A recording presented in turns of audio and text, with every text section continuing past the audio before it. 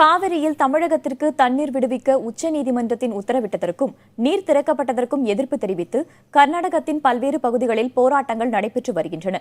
இதுகுறித்து தகவல்களை தர கர்நாடக மாநில எல்லையான ஜூஜுவாடியிலிருந்து மோகன்ராஜிடம் பேசினோம். தற்போது செய்தியாளர் சார்லஸ் நம்முடன் இணைந்திருக்கிறார். அவரிடம் பேசலாம். சார்லஸ், நீங்க இருக்கும் பகுதியில் இருக்கிற விவசாயிகள் என்ன சொல்றாங்க? காவிரியிலிருந்து திறக்கப்பட்ட தண்ணீர் தற்போது அவங்களுக்கு போதுமானதா இருக்கா? நாம் இப்போ தற்போது திருச்சியில் உள்ள காவிரி ஆற்றில் தான் நின்றுட்டு இருக்கோம். நீங்களே பார்க்கலாம், எனது பின்புறம் சுத்தமாக, அதாவது மணல் நிறைந்தே காட்சியளிக்கிறது.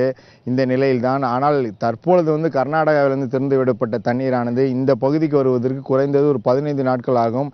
காரணம், மேட்டூர் அணைக்கு வந்தவுடன் மேட்டூர் அணையிலிருந்து திறந்து விட்டாலே குறைந்தது 5 to 6 நாட்கள் ஆகும். தற்பொழுது மிகவும் வறட்சியாக இருப்பதால் இந்த ஆறுகளில் தண்ணீர் திறந்து விடப்பட்டு கூடுதலாக ஒரு 2 நாட்கள் வரை பிடிக்கும். டெல்டா மாவட்டங்கள் கடைமடை பகுதி வரை இந்த தண்ணீர் வருமா என்பது மிகுந்த ஒரு கேள்விக்குறியாகவே இருக்கிறது.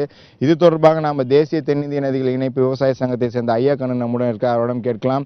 இப்போ தற்பொழுது காவிரியில் இந்த கர்நாடக அரசு திறந்து விடப்பட்ட தண்ணீரானது நமக்கு சம்பாவுக்கு பயன்படுமா?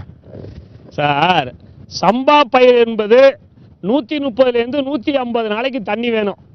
வடகிழக்கு பருவமழை ஒரு 30 நாளைக்கு கொடுக்கும். மீதி இப்போ 90 to 100 நாளைக்கு தண்ணி ஒன்றும். ஒரு நாளைக்கு காவேரி டெல்டா மாவட்டங்கள் இந்த திருச்சி, தஞ்சை, நாகை, திருவாரூர் மாவட்டம் தண்ணி ஒண்ணும்னா 15,000 to 20,000 கனடி வேணும். அப்போ தான் கடமடைக்கு போய் சேரும். இல்லாட்டி எல்லாம் காஞ்சி போயிடும் பயிர். அங்கே இப்போ உங்கள் விட போகிறது தண்ணி 15,000 கனடி 10 நாளைக்கு வருவாங்க. 12 DMC தான். நம்ம மேட்டூர் டேமில் இருக்க தண்ணி ஒரு 38 DMC, மொத்தம் 50 DMC ஆகுது. 20 DMC டேமில் வச்சுக்குவாங்க, விட மாட்டாங்க. மீது 30 DMC விட்டா ஒரு 20 நாள் 25 நாளைக்கு தான் ஆகும். இதை வச்சு நமக்கு கொடுக்க வேண்டிய TMC 90க்கு மேற்பட்ட அளவில் இருக்குது. அதாவது 94 TMC ஆகஸ்ட் வரை. ஆனால் இந்த உச்சநீதிமன்ற உத்தரவுக்கே கர்நாடகாவில் உள்ள விவசாயிகள் மிகப்பெரிய அளவில் எதிர்ப்பையும் போராட்டத்தையும் தெரிவிக்கிறாங்க. இது என்ன மாதிரியான சூழ்நிலை இப்போ விவசாயிகள் மத்தியில் ஏற்படுத்துது? சார், மத்திய நீர்வளத்துறை அமைச்சகத்திலேருந்து ஒரு ரிப்போர்ட் வந்திருக்கு இந்த நாள். அந்த ரிப்போர்ட்டில் கடந்த ஆண்டு கர்நாடகத்தில் பெஞ்ச மழையோட இந்த ஆண்டு நிறைய மழை பெஞ்சிருக்கு அப்படின்னு சொல்கிறாங்க. ஒரு 20 நாளைக்கு மேலே கர்நாடகா முதலமைச்சர் சீதாராமையா சொல்கிறாரு 10% மழை தான் இல்லைங்கிறாரு. நமக்கு தர வேண்டிய இந்த ஜூன், ஜூலை, ஆகஸ்டில் 94 DMCயில் 10% குறைச்சிக்கிட்டா 83 DMC தரணும் நமக்கு. இல்லை, மத்திய நீர்வளத்துறை அமைச்சகத்தில் கொடுத்த அறிக்கைப்படி பார்த்தா 94 நம்ம தரணும். ஆனால் கொடுக்கறது 12. அதுக்கு போய் அங்கே போராடுறாங்கன்னா தமிழகத்தை வஞ்சிக்க வேண்டும், தமிழக விவசாயத்தை ஒழிக்க வேண்டும். அங்கே பார்த்தீங்கன்னா 5,80,000 ஏக்கர் சாவடி பண்ணுற இடத்துல 38 ஏக்கர் சாவடி பண்ணுறாங்க. திரும்பவும் தமிழகத்திற்கு தண்ணீர் கொடுக்கக்கூடாது என்பதற்காக முன்னெச்சரிக்கையாக இந்த போராட்டம் தான் நடத்திட்டு வராங்களே ஒழிஞ்சு அங்கே இருக்க அரசியல்வாதெல்லாம் ஒன்று சேர்ந்துக்கிறான். அங்கே இருக்க எல்லாரும் ஒன்று சேர்ந்துக்கிட்டு தண்ணி கொடுக்குறாங்க. இங்கே அரசியல்வாதியெல்லாம் போட்டுட்டு ஒருத்தர் போட்டி போடுறாங்க. நீங்கள் இப்போ விவசாய அமைப்புகள் அனைவரும் ஒன்றிணைந்து இதுக்கு போராடக்கூடாதா? கண்டிப்பாக நாங்கள் போராடி தான் இருக்கோம். 6 நாள் உண்ணாவிரதம் இருந்தோம். ரோட்டில் சட்டையெல்லாம் கழட்டி போட்டு எங்களை காப்பாற்று மத்திய அரசே எங்களுக்கு துரோகம் செய்யாதே. நீ அரசியலமைப்பு சட்டப்படியும் கூட்டாட்சி தத்துவத்தின்படியும் கர்நாடக அரசை கண்டி அங்கே மழை பெஞ்சிருக்கு. காவிரி மேலாண்மை வாரியத்தை நீ அமைக்காதான் எங்களுக்கு இந்த தொந்தரவே வந்திருக்கு. காவிரி நீர் காவிரி நீர் பங்கிட்டு கூட நீ அமைக்காத இந்த பிரச்சனையே வந்திருக்கு. நீ தான் இவ்வளவு துரோகம் செய்யற தமிழக மக்களுக்கு. தமிழகத்தை பாலைவனமாக ஆக்கிட்டு கேஸும் மீத்தேன் ஆயில் எடுக்க பாக்குறியா? எடுக்காதுன்னு உண்ணாவிரதம் இருந்தோம், கேட்கிறோம், போராடுறோம். ஆனா விவசாயம் தான் அவங்க இரண்டாந்தர குடிமக்கள், அடிமைகள், இந்த நாட்டில் தீண்ட தகாத நினைக்கிறாங்களே. இதை பார்க்கவே மாட்டேங்கிறான், பேசவே மாட்டேங்கிறான். அதிகாரியும் பார்க்க மாட்டேங்கிறாங்க, அரசியல்வாதியும் பார்க்க மாட்டேங்கிறாங்களே. அங்க எல்லாம் சேர்ந்து போனாங்கல்ல டெல்லிக்கு, இங்கேயும் ஏற்பாடு பண்ணுமில்ல, பிரதம மந்திரியை பார்க்கணும்ல, முதலமைச்சர் பார்க்க மாட்டேங்கிறாங்களே. தமிழக விவசாயிகளை காப்பாற்றுவதற்கு நடவடிக்கை எடுக்கவே மறுக்கிறார்களே. நாங்க என்ன பண்றது? தொடர்ந்து பேசலாம். ஐயக்கன் அவர்களே, புலியூர் நகராட்சி இப்போ குறிப்பாக தற்பொழுது திறந்து விடப்பட்ட தண்ணீரானது சம்பா சாகுபடிக்கு பயன்படுமா? டெல்டா மாவட்ட விவசாயிகள் என்ன மனநிலையில் இருக்காங்க? அவர்கள் தற்பொழுது சம்பா பணிகள் எதுவும் துவக்குறாங்களா? சம்பா பணி எதுவும் துவக்கப்படல. கிட்டத்தட்ட 25 லட்சம் ஏக்கரில் நம்ம வருஷம் சாவடி பண்ணுவோம். கடந்த 5 வருஷமா குருவையே கிடையாது. இந்த வருஷம் இவங்க திறந்து விட்டுருக்க தண்ணியில் நிச்சயமாக சம்பா சாவடி பணியை துவக்க முடியாது.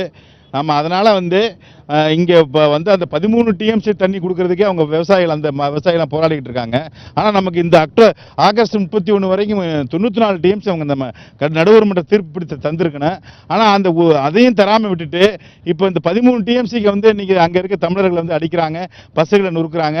ஆனால் இங்கே அனைத்து கட்சி கூட்டம் போட்டு அவர் முடிவு பண்ணுறாரு முதலமைச்சர், அங்கே இருக்கிற கர்நாடக முதலமைச்சர். இங்கே நம்ம முதலமைச்சர் வந்து அனைத்து கட்சி கூட்டத்தையும் கூட்டல, எந்த விதமான நடவடிக்கையும் எடுக்கல, கடிதம் மட்டும் எழுதிக்கிட்டு இருக்காரு. இதனால எந்த பலனும் ஏற்பட போவதில்லை. உடனடியாக அதிமுக 50 எம்பி இருக்காங்க, உடனடியாக அவங்க தங்களுடைய பதவியை ராஜினாமா செஞ்சு பிரதமர் நீங்க வந்து தமிழ் மாநில காங்கிரஸ்ல விவசாய அணியில் இருக்கீங்க புலியூர் நாகராஜ். இப்ப நேற்று கூட வந்து உங்க தலைவர் வந்து சந்தித்தாரு. இது வந்து முக்கியமாக கர்நாடக மாநிலத்தில் உள்ளவர்கள் வந்து தமிழர்களை வந்து இது மாதிரி வந்து வஞ்சிக்க கூடாதுன்னு அவங்களும் தெரிவிச்சிருந்தாங்க. இப்ப உங்களோட நிலைப்பாடு என்ன? மற்ற விவசாய சங்கங்கள் என்ன மாதிரியான நிலையில இருக்கீங்க? தற்பொழுது அனைத்து விவசாய சங்கங்களும் ஒன்று கூடி எதுவும் பேச திட்டமிட்டு இருக்கீங்களா?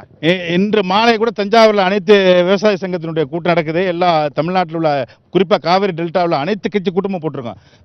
காவிரி டெல்டாவில் இருக்கிற அனைத்து அரசியல் கட்சி மாவட்ட தலைவர்களையும் அனைத்து அரசியல் விவசாய சங்கம் அழைத்து இன்றைக்கு பிஆர் பாண்டியன் தலைமையில் இன்னைக்கு மீட்டிங் இன்னைக்கு ஈவினிங் போட்டிருக்காங்க. எங்களுடைய தமிழ் மாநில காங்கிரஸ் கட்சியை பொறுத்தவரை நேற்றைக்கு திருச்சி வந்து ஐயா வந்து முழுமையாக வந்து சட்டத்தை மதித்து தண்ணி திறந்து விடணும்னு சொல்லியிருக்காங்க.